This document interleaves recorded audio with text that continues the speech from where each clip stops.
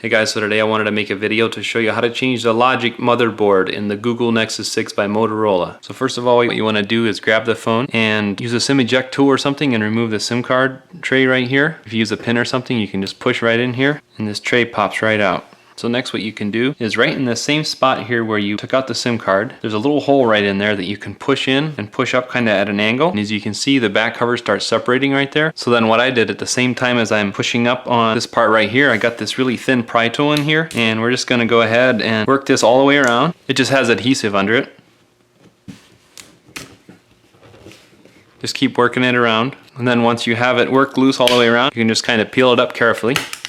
When you get down here in this part right here, you don't want to pull too hard, and then you want to try to work your way underneath this part right here. This is stuck down with adhesive as well. So then once you get that all off there, then it lets loose and then the whole back comes right off. I'll include links in the video description below the video where you can find any tools that I'm going to be using today during this process, or any parts that I'm going to be using during these repairs today. If you do get a tool set, just make sure that it has the Torx size T4 in it. Next what we want to do is disconnect the battery. So we want to pry under this little part right here.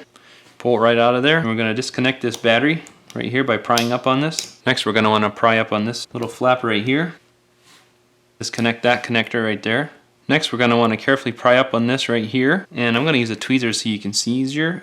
We're just going to want to separate that out of there. Next let's just grab this and peel it up out of the way there very carefully. Next we're going to need to use the Torx size T4. You can see right there the bit is T4 size, so we're going to need to remove all these screws all the way around here. Now as you're removing these screws all the way around, don't worry, they're all the same size, so you don't have to worry about getting them mixed up.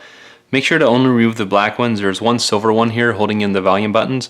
You don't want to take that one out. And just make sure to look in all these tricky spots. There's some in here as well, not just around the perimeter. Make sure you get 22 of these black ones. So next what we're going to want to do to separate this, now that the screws are all out, you can just grab it and kind of push and start separating. Should start coming apart, and then this whole part here just lifts right off. Next what you're going to want to do, take your Torx T4 screwdriver and remove this screw right here, and then once it's loose, this whole part comes out. Set it off to the side. Next what we're going to want to do is release this right here. We're going to need to slide under this tape right here, peel it up. Then we need to go under this white part right here, carefully unsnap it. So just go ahead and remove that tape, set it off to the side and save it.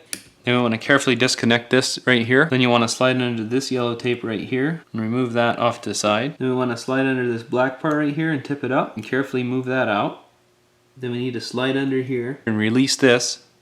It just has adhesive under it, so you want to carefully do that. Now the logic board is free to come up. You just want to watch all these connectors as you're bringing it up. Work it around these. Watch the bottom, it kind of hooks in there a little bit, so you want to pull it straight back. Then the whole logic board comes out just like that. Now if the logic board that you have doesn't come with cameras and stuff, what you're going to want to do is swap these over. This is the front camera. Just use up like a plastic pry tool or your fingernail or something. Pry up under this connector right here. Front camera comes right out. Then for the rear camera, just slide under this plastic part right here. Slide under this white part right here.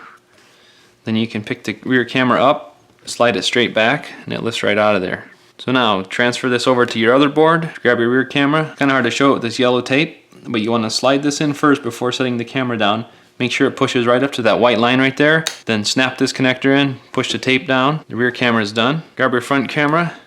Set it right down on there, then just reconnect that by pushing down on the connector there. So to reassemble, just grab your logic board, watch these wires here. We'll get this one in there, right there. I'm just going to use the tweezers here so you can see better.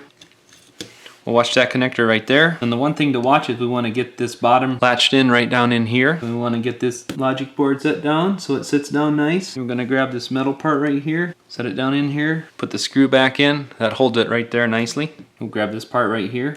Carefully pull it back, slide it into the connector where it needs to go. Try to get it nice and square there, and then you can go ahead and push down on that connector right there. Grab a yellow tape and put it right down on top of that. Stick it down. Then we're going to want to get this one lined up. Pull it back just carefully so you can get it started down in there. Then we'll get it pushed in and reconnect this connector right here.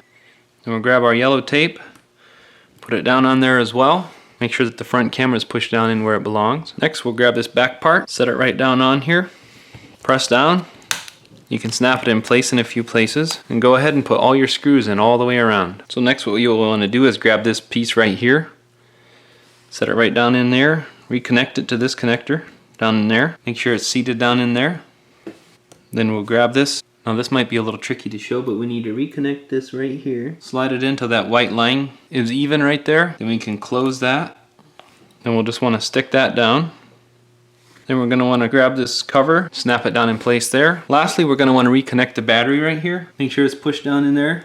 Good. Don't put anything metal in there, just plastic. We'll grab this plug here for it. Set it right down in there too. To reinstall the back cover, if it has plenty of adhesive on it, you're probably okay with just putting this back on. If you need to add extra adhesive, there's some double-sided adhesive like this. It's really thin, narrow stuff. I'll link to this in the description so you can find it.